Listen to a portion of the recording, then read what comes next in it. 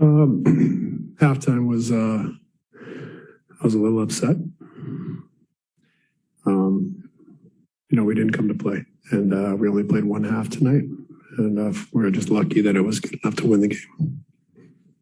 Seth Curry coming back after missing the last 3 games, highlighting again what he brings to the team. What do you see from his performance and how he was able to be effective?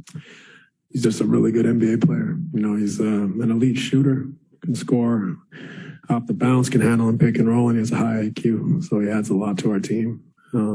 Obviously, we needed all of his points tonight, and we're just thankful he was able to play. Going off that, given some of the time he missed, was there any thought of maybe watching his minutes going into tonight, or once he kind of showed he was full go? No, I didn't want him to play that much.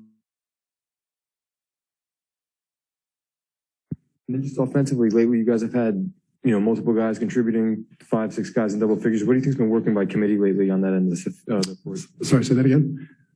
You've had multiple guys in double figures lately. It hasn't just been Kevin, 5, 6 the past few games. What's been working by committee offensively lately?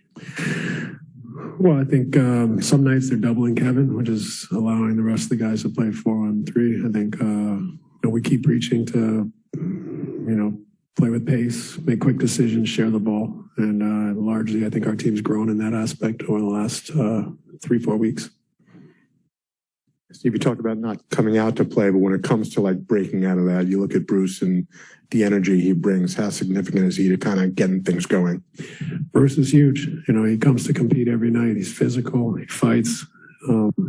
He finds a way on offense, and he leads us defensively. So his competitiveness is integral to our team, and it was on display tonight.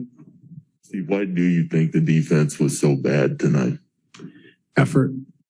Weren't switched on. No. Felt it in shoot around this morning. Gave them the pep talk. That this is a trap game, and that they would play hard and they would compete the entire 48 minutes, and we took it for granted. It took us, a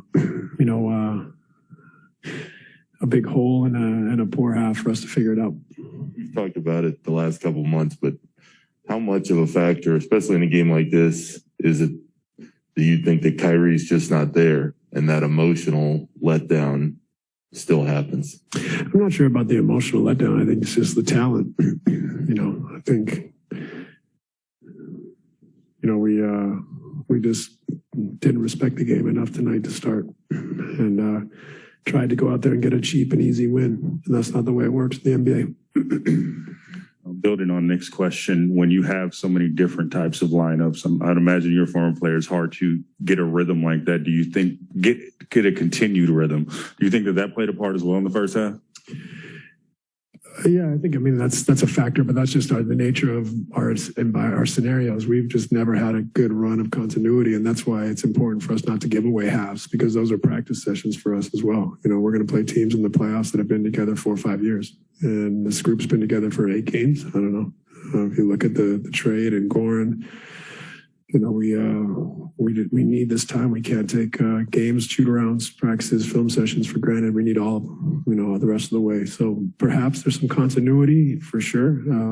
We don't have that deep corporate knowledge that a lot of our competitors have, but that's fine. That's just where we're at. But we can't give away those opportunities to grow and develop that. Steve, you mentioned the effort. How much do you chalk the turnovers up to carelessness on your guys and some of the stuff they were doing defensively? I thought we wanted it easy.